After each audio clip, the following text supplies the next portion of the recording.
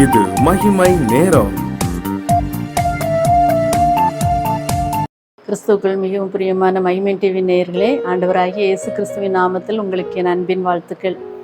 ஆண்டவர் அனுதினமும் ஒவ்வொரு நாளும் நமக்கு கொடுக்கிற ஆசீர்வாதங்களை தியானித்து கொண்டிருக்கிறோம். இந்த நாளிலே ஆண்டவர் நமக்கு கொடுக்கிற ஆசீர்வாதம், அவர் கொடுக்கிற பலம்.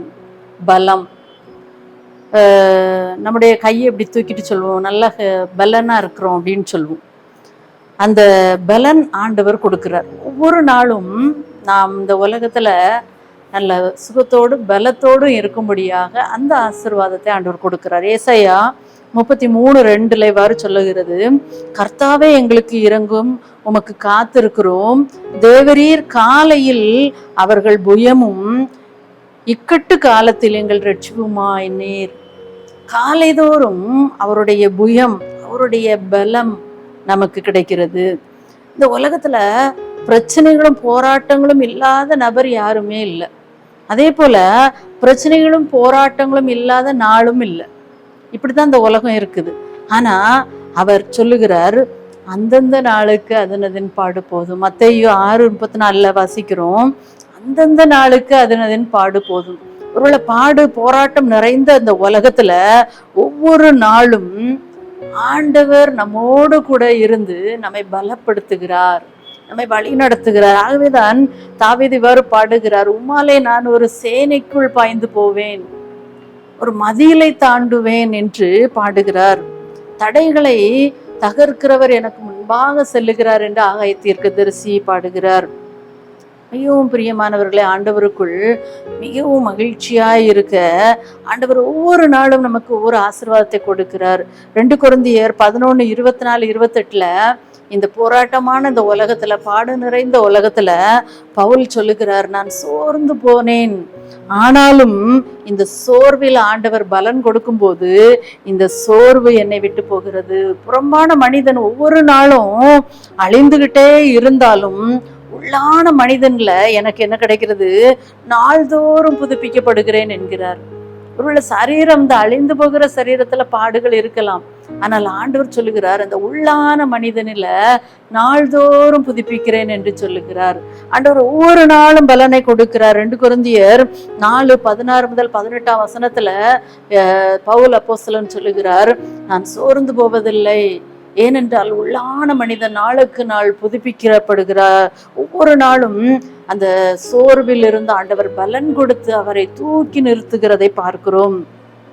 2 கொரிந்தியர் 5:24 பார்க்கிறோம். 2:4 அந்த தவிப்புகள் மத்தியில ஆண்டவர் பலன் கொடுக்கிறார். அதே அந்த அதிகாரத்துல தொடர்ந்து 2 கொரிந்தியர் 5:2-4 பார்க்கிறோம், அந்த பூமிக்குரிய கூடாரத்துல நம்ம பாரம் சுமந்து தவிக்கிறோம். இந்த பூமிக்குரிய கூடாரம் என்னது, இந்த சரீரம், இந்த உலக பிரகாரமான பூமிக்குரிய சரீரம். இந்த சரீரத்துல நம்ம தவிக்கிறோம், ஐயோ நம்ம வாழ்க்கையில இப்படி இருக்கிறது, இப்படி போராட்டங்கள் இருக்கிறது, இப்படி பிரச்சனைகள் இருக்கிறது என்று ஒவ்வொரு நாளும் தவிக்கிறோம். ஆனா இந்த தவிப்பின் மத்தியிலையும் ஆண்டவர் என்ன செய்யறாராம், பலன் கொடுக்கிறார். ஆகவேதான் தாவீது இவ்வாறு பாடுகிறார், அழுகையின் பள்ளத்தாக்கை நான் உருவ கடந்து போகிறேன். உண்மையிலே பெர்க்மான் செய்ய அழகா பாடியிருப்பார், உண்மையிலே பலன் கொள்ளும் மனிதர்கள் எல்லாம் உண்மையிலே பாக்கியவான்கள், ஏனென்றால் அவங்க அழுகையின் பள்ளத்தாக்கை உருவ கடந்து போகிறார்கள். ஒருவேளை அழுகையின் பள்ளத்தாக்காக தான் நம்முடைய வாழ்க்கை இருந்தது என்றாலும் அதை நீரூற்றாக மாற்றி தருகிறார். அதை அமர்ந்த தண்ணீரண்டையில் ஆண்டவர் கொண்டு போய் விடுகிறார். ஒரு நல்ல நீரூற்றாக மாற்றி கொடுக்கிற ஆண்டவர். ஒவ்வொரு நாளும் அவருடைய பலன் புதிதாக நமக்கு இருக்கிறது. உன் நாளுக்கு தக்கதாய் உன் பலன் இருக்கும் என்று உபாகமத்துல ஆசேருக்கு ஆண்டவர் ஆசீர்வாதத்தை கொடுக்கிறார். அவருக்கு கொடுத்த ஆசீர்வாதத்தை பாருங்க, உன்னுடைய பலன் உனக்கு உன்னுடன் இருக்கும், உன் பலன் இருக்கும் என்று ஆண்டவர் சொல்லுகிறார். ஒருவேளை நாம புலம்புறோமா, நேற்றை விட இன்னைக்கு எனக்கு பலன் குறைஞ்சு போச்சு, நேற்றை விட இன்றைய நாள் கடினமா இருக்கு, இன்றைய விட நாளை நாள் கடினமாக இருக்குமோ, என்னுடைய வாழ்க்கையில ஒவ்வொரு நாளும் பாடுகள் அலையலையாய் வந்து கொண்டே இருக்கிறது என்று. இதற்கு நாம் செய்ய வேண்டியது, சங்கீதம் 84:2 என் ஆத்துமாவே கர்த்தருடைய ஆலயத்தின் பிரகாரங்களில் மேல் வாஞ்சையும் தவனுமாய் இருக்க வேண்டும். ஆண்டுடைய சமூகத்துல காலையிலே எழும்பி உட்காரும்போது அந்த நாளுக்குரிய பலனை ஆண்டவர் கொடுக்கிறார். அந்த நாள் நாம் ஓடுவதற்குரிய பலனை ஆண்டவர் கொடுக்கிறார். ஆகவேதான் ஆண்டவர் சொல்றார், பலத்தின் மேல் பலன், கிருபையின் மேல் கிருபை, மகிமையின் மேல் மகிமையை கொடுத்து வழி நடத்துகிறதை நாம் பார்க்கிறோம். ஏசாயா தீர்க்கதரிசி 40ஆம் அதிகாரம் 28 முதல் 31 வரை உள்ள வசனங்கள்ல சொல்லுகிறார், அவர் சோர்ந்து போகிறவனுக்கு சத்துவத்தை கொடுக்கிறவர். அவர் கர்த்தருக்கு காத்திருக்கிறவர்களோ புது பலன் அடைந்து கழுகுகளைப் போல சட்டைகளை அடித்து பறப்பார்கள் என்று சொல்லப்படுகிறது.